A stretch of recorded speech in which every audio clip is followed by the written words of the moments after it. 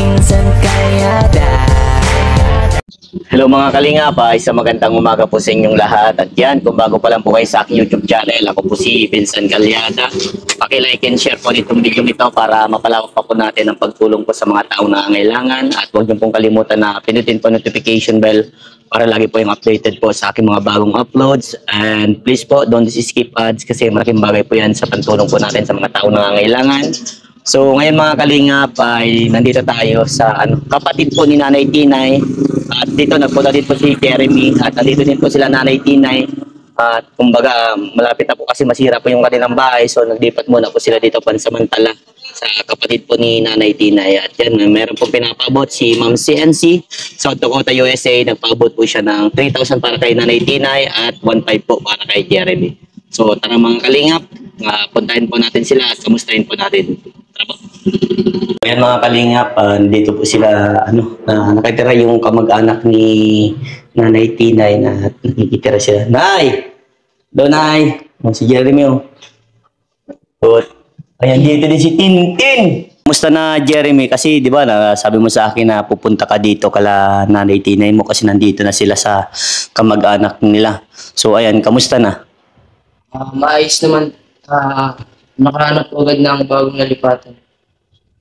So, buti naman, pwede naman dito na magtira po kayo. Opo. Nakiusap na din po. Bakit po? Yung bahay niyo po ba, Nanay Tinay, talagang masisira na po? Sira na talaga po. So, ayan, nakakalungkot na nangyari, at yun, hindi natin inaasahan na si Jeremy naman talaga po, di naman talaga totally aalis po dun sa inyo. Kaso nga, siyempre, away bata, nagkaroon ng pagtatalo, hindi man natin maiwasan yun. Talagang pagbata talaga, may ganun na nangyayari. So, ayan, gaya ng sabi ko sa inyo, Jeremy, na gusto ko kayong mag-ayos, gingi kayo ng patawaran sa isa't isa. Kasi, kasi pangit yung lagi ka may kaaway, So, ayan, nagkaayos na ba kayo ni Kevin bago kayo mag-alis? Sorry na din po kung sasaksa. So, okay, maganda yun. So, ayan, Nanay Tinay, kamusta kayo dito? Mabuti man po. So, parang pass ka, Nanay Tinay, pass po. Yes po. So, buti na lang, pinalipat po kayo dito ni, kamag-anak niyo po? O kamag-anak ni tatay? Hipag ko po. Hipag. Hindi kamag-anak siya ni tatay po, Kamusta naman daw po si tatay? Ano po yung naisip niya, yung nangyari pong, siyempre, mga bata po yan. Ano po yung nasabi niya? May mga bata na nga po. Mga bata. Pero naintindihan niya po yung decision ni Jeremy po. Pero nag-iiyak din po siya. Nag-umalis sa bahay. Nag-iyak po siya. Ano pong sinabi niya? Bakit umalis? Sabi ko, nag-desisyon si Tutoy ay umalis. Sabi ko sa kanya. Po. So marami din nga nagsasabi na sabi ay daw pong ginawa mo. Siyempre, nandun ka pa din po sa gitna ka lang siyempre. Siyempre, pangit naman yung may kakampihan ka. Sa, mas maganda yung nasa gitna lang. At paliwanagan na dapat hindi po lagi nag-aaway kasi mahirap pag may kaaway. So, ayan nga.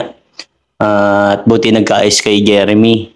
So, by the way, yung sa inaasikasong sa lupa, doon sa inaano namin ni mama na lupa, doon ka muna pansamantala natitira. Magpapaayos tayo doon ng kubo. At medyo pinapalaki-lakihan ko na at pwede din ako doon tumulog para may kasama ka. So, anong plano mo? Gusto mo doon? Opo. So, habang nag-iisip ka, di ba, sabi ko sa iyo na yun nga, gaya ng kay lolo mo, kung sigurado ka na dun kay lolo mo na tumira at sabi ni lolo mo na pag-aaralin ka hanggang college, nasa iyo yung decision,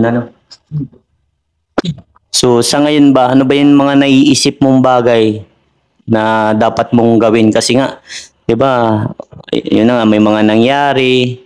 At siyempre, ano yung naisip mo na dapat mong gawin? Kung lipat-lipat ng bahay po ay yung parang dati lang po, pagkikisama na lang po. Pagbutihin na lang po yung pag-aaral para marami po natutunan. Yan, pakikisama. Yan ang pinaka-unang-una talaga dapat na gawin ng isang tao. Lalo na nakikitira ka, lalo na kung hindi mo siya kamag-anak.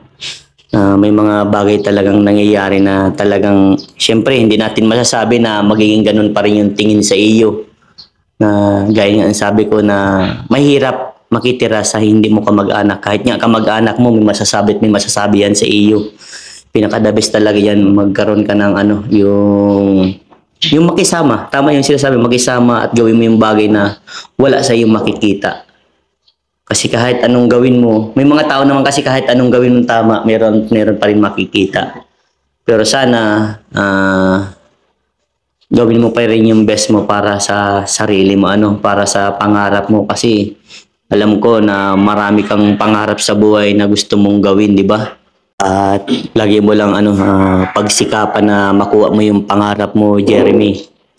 At alam ko napaka-hirap ng nangyayari sa buhay mo. Ang daming struggle. At kung matatandaan mo, dapat lahat ng pagsubok na dumarating sa buhay mo, gawin mong inspirasyon yun. Huwag kang sumuko, huwag kang magpatalo. Kasi pa nagpatalo ka, Jeremy, ikaw ang unang-unang masasaktan at pamilya mo. Unang-una kasi pag nagpatalo ka na sa problema mo, hindi mo na natupad yung pangarap mo. Hindi mo na matutupad yung pangarap mo para sa mga kapatid mo. Diba? Kaya dapat kapag nagkakaroon ng problema, huwag mong ilalayo ang ating Panginoon. Always remember na andyan si Lord, nakagabayan sa iyo. Wala man ibibigay na problema yan na hindi kaya nating lutasin. Basta ang problema hindi yan tinatambayan, nilalampasan yan, Jeremy. At ito na nga yung nakausap po yung ibang mga sponsor mo na ayan, nagtulong-tulong. At sana may mga tumulong pa na makapagawa tayo ng medyo yung tamang laki lang din ng na kubo-kubo. Papahapba din na natin para safe. Kasi doon din ako tutulog para meron ka din makakasama. At makabili din tayo ng mga gamit like kaldero, kawali, at yung mini gasol lang, yung gasolito, para meron tayong pagmaluto ng gabi, umaga. Then magpakabit na din tayo ng kuryente, tubig, kung naunahin na natin yun. Ay, pagkagawa na pala ng bahay bago natin unahin yun. Kasi parang meron tayo yung kuryente, wala din yung kuryente. At yun ang aasikasuhin natin pag natayo na yung kubo. Para meron kang kasama-sama dun sa bahay na yun. At yun, nakakalungkot lang nangyari at medyo nalayo si Jeremy. Pero ngayon, nagkasama pa rin kayo dito sa kamag-anak niyo, At nakakatuwa na andito din si Jeremy na hindi talaga naghiwalay sa inyo. Ano masasabi mo, Nanay Tinay, kay Jeremy? Kasi sinusundan kayo. At kasi napakabuting yung pamilya eh. Talagang naramdaman ni Jeremy yung pagmamahal ng isang magulang sa inyo. At naging talaga, parang magulang na po kayo ni Jeremy talaga. At yun ang lagi niya nagkikwento na sa inyo lang po inaramdaman yung pagmamahal. Parang po ang inisip niya, tunay niyo pong anak niya si Jeremy. Ano po masasabi niyo po kay Jeremy? Tinuring ko talaga po tunay na anak po. Pag alis po talaga po niyan, masakit po sa dagan talaga po. Hindi pa ako nakatulog dahil umalis po. Kaya po nagpunta po ako dito sa bunso ko po. Sabi ko, dadala ko damit, mapasok po ni Lunes. Hindi ko po nakaya, sabi ng hipag ko, dito ka muna. Sabi ko guys, sa hipag ko, magigiba na yung bahay doon. Kaya sabi sa akin, sige. Kaya ko bukas na lang ako babalik. Nag-ayos ako mga gamit ko doon. Ayusin niyo po yung mga gamit doon. So, sa ngayon po, sino po nakitira doon sa bahay niyo pong luma? Wala po. Wala po. So, yun nga. Magigiba na talaga po. Magigiba na. So, sana na, kailan po uuwi ba si Tatay Kenny yun, di ba Kailan po uuwi si Tatay? Mga Mga August po. Mga August uuwi. So matagal pa, June, July, ay May pa lang ngayon, May, June, July. Mag-iipon pa yun si tatay talaga. Yung mga naiwan lang po yung mga gamit ng mama ko niya dito. Tapos yung dinala niya lang po dito, yung mga kailangan po pang pasko. Kasi mga sinusuot po sa pang-araw-araw. Yung mga gamit po nandun po. Eh, nag-aalala nga po si mama tinay ko dahil sobrang lakas po ng ulan kagabi. Baka bumigay na daw po yung mga ano dun, mga kahoy na nakasampo na. Kasi yung mga gamit po ay wala pong mag-iintindi kasi wala pong tao. Baka mabasa daw po. Sana lahat po dun. Kaya nga, yun yung naisip ko po kagabi. Sabi ko, paano yun? Kawawa naman sila nanay, tinay. Di ko man po kasi naisip na nandito kayo. Sinabi lang po sa akin ni Jeremy na nandito nga kayo sa, sa kapatid niyo daw po. So, yun, hinanap po kayo. At, yun, nangamba nga po ako kagabi. Ay, grabe talaga po yung ulan. So, ano yung naramdaman mo, nanay, tinay, yung lakas ng ulan kagabi? Eh sabi ko po sabi ko to yung magiging babasa yun sa loob. Mga gamit, babasa, bibigay yung mga kahoy talaga po. Yung lakas ba yung ulan kagabi? Parang bagyo. Bagyo na baga po. Bumagsak po ang ulan. Nay, parang talaga, parang nawawala mong anak si Jeremy. Kamukha mo nga. Marami kasi pa nagsasabi na kamukha mo si Jeremy. At Jeremy, na ang taba-taba mo na daw. Ano masasabi mo sa mga taong tumulong sa iyo? Kasi proud sila na lagi kang kasama ko. At alam mo naman, pag nagkain si Kuya Vincent, kain talaga, di ba? Ano masasabi mo sa mga taong sumusuporta sa iyo? Maraming salamat po sa mga tao lang sawang pagsusuporta sa mga sponsor po. Yung mga viewers po, sana magtuloy-tuloy po kayo para makatulong po kayo sa mga nangangailangan katulad po. God bless po sa inyo lahat. Maraming salamat. So, sa ngayon po, meron po sa akin pinabot si Ma'am CNC South Dakota, USA. Sa iyo, Jeremy, nagpaabot siya ng 1,500 at kay Nanay Tinay, 3,000 para sa pagpaayos po ng inyong bahay, Nanay. So, ayan. Paano yan? Pag naayos ang bahay, makakapunta ka pa rin doon, Jeremy? Sabi ko, parang mabisita lang po. Pero, hindi lang po. Yung baka di ka na doon makakatulog. Pero, matulong lang po ako sa paggawa para mabuko yung bahay. Okay. Pero welcome naman si Jeremy po. Yan. Welcome. So, ayun, nakakatuwa talaga si Nanay Tinay kasi napakabait niyo po. Alam niyo, Nay, sa kabaitan nyo, gumagawa ng paraan si Lord para mabigyan ng sukli lahat ng ginagawa nyo, Nanay. Kumbaga, si Jeremy po, tinulungan nyo. Si Jeremy naman, tumulong naman din po para sa inyo. Kumbaga, ang bait ni Lord, gumagawa ng paraan, may ginagamit na ibang tao para magtulungan, di ba? Di ba, nakaka-proud yun? Kaya yun, po, Jeremy, Nanay Tinay, always nyo pong ipasalamat sa ating Panginoon ang mga bagay na nare-receive po ninyo. Ang mga bagay na natatanggap, di ba? Pasalamat nyo po yun. Huwag nyo pong kakalimutan yun. At lagi nyo ipasalamat po na lagi kayong malusog at hindi kayo nagkakasakit. Kahit ganito po ang nangyayari sa ating buhay, di ba? Po. At yan, iabot ko po sa inyo yung pinapabot ni Ma'am CNC po, So, ayan, Jeremy, pang-allowance mo ito. 1,500 pinabot sa iyo ni Ma'am CNC. Salamat po. At ito, Nanay Tinay, para sa iyo po itong 3,000. Pinabot po yan ni Ma'am CNC. Salamat po. Yan po ay galing kay Ma'am CNC South Dakota, USA. Nagpaabot po sa inyo ng pagmamahal. Jeremy, gamitin mo yun sa tama. Yan yung pang-allowance mo, pang-dagdag mo sa pangangailangan mo. Kamusta pala yung, yung allowance mo? Yes lang po. Savings po. Good. Talagang sinusunod mo si Kuya Vincent. Kamusta naman, Nanay Tinay, yung mga naipon mo po para sa bahay nyo po, para sa bubong? Nandyan naman po sa bubong. Nakaipon po? Nakaipon. Very good. So, ayan, nakaka-proud naman at talagang sinisave yung mga pera. Ano po masasabi nyo, Nanay Tinay? Dahil pati po kayo ay natulungan po ng mga tumutulong din kay Jeremy at marami pong natutuwa sa inyo, maraming proud po sa inyo. Ano masasabi nyo, Nanay Tinay? Ay, masasabi ko lang po maraming salamat po dahil po natulungan po ako. Sana po, marami pa sana po magtulong po sa amin po dahil po ang bahay ko po talaga po ay iba na talaga po.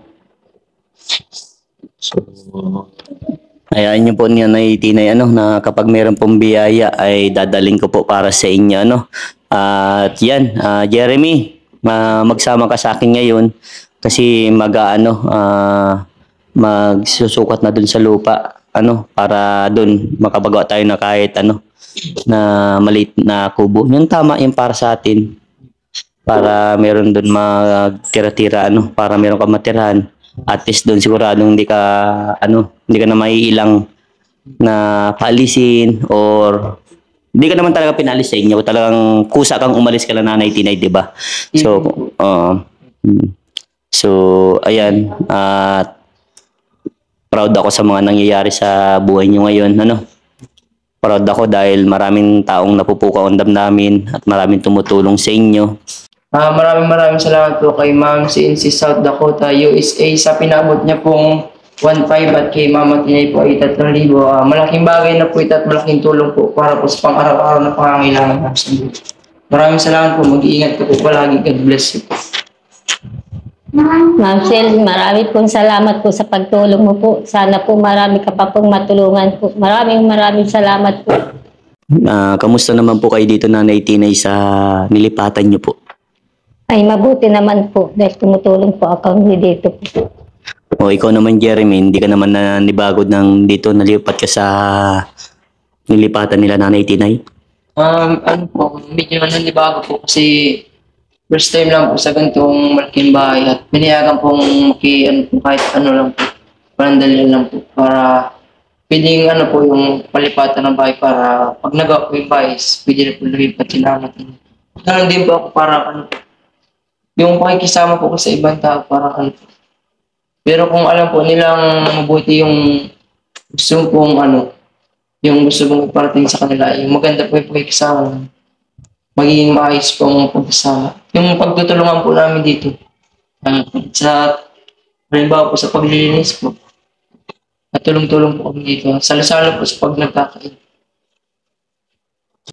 Wow, yan ang pinakamaganda sa isang pamilya, na nagsasalo-salo at magkasama sa pagkainan, panagkakainan. Yan ang pinaka-the best.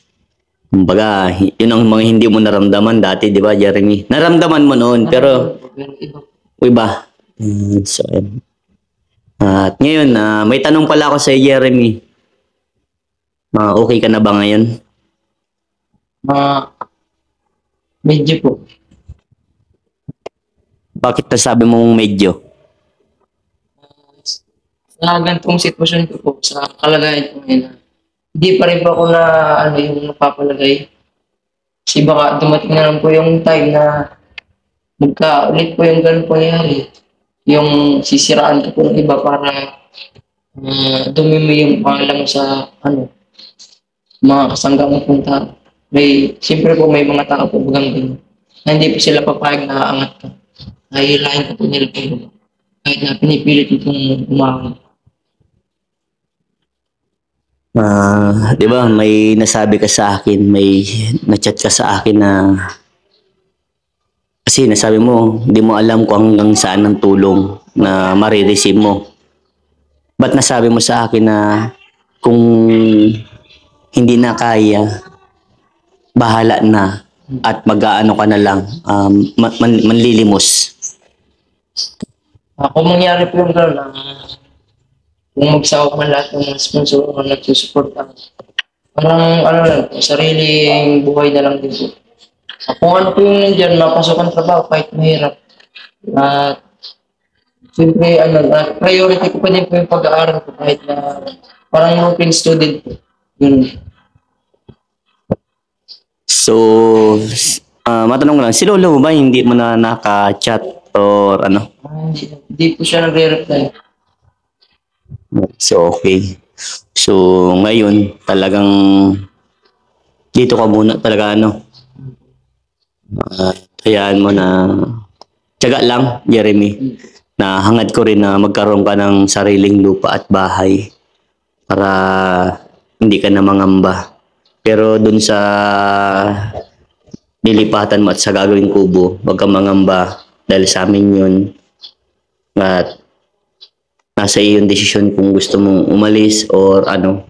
Pero always mong iisipin na mag-iingat ka lagi kung saan ka man pumunta. Andito lang lagi si Kuya Vincent mo nakagabay sa iyo. At gagawin ko yung better para sa ikabubuti mo, sa makuha mo lang yung pangarap mo. Tangad ko na lahat ng pagsubok na nangyari sa iyong buhay ay malampasan mo. At yun ang magsilbing inspirasyon mo sa buhay mo para matupad mo yung pangarap mo, na makuha mo yung pagiging sundalo mo or whatever.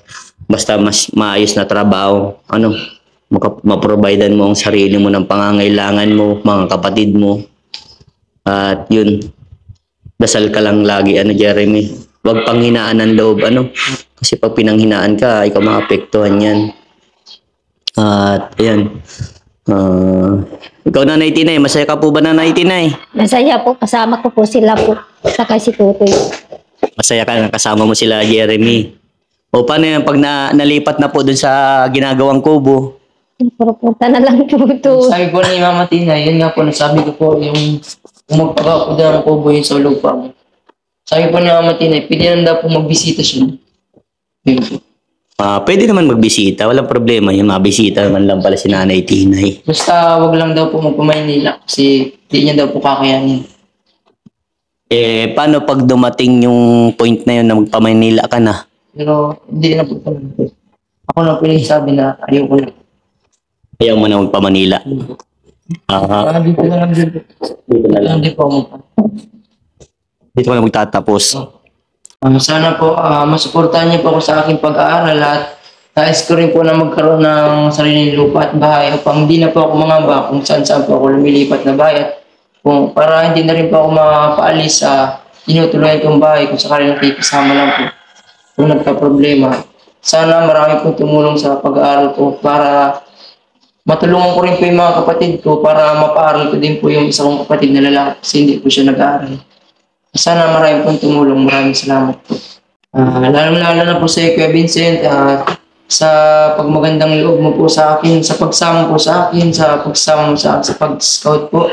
Tuwing sinasama mo po ako at sa mga payong pong ibinibigay sa akin na uunahin po palagi ang kabutihan at pananalangin sa Diyos at pagpapasalamat po sa lahat ng mga magbibigay biyaya. Kahit sobrang init, patuloy pa rin po akong sinusuporta at tinutulungan kay Vincent.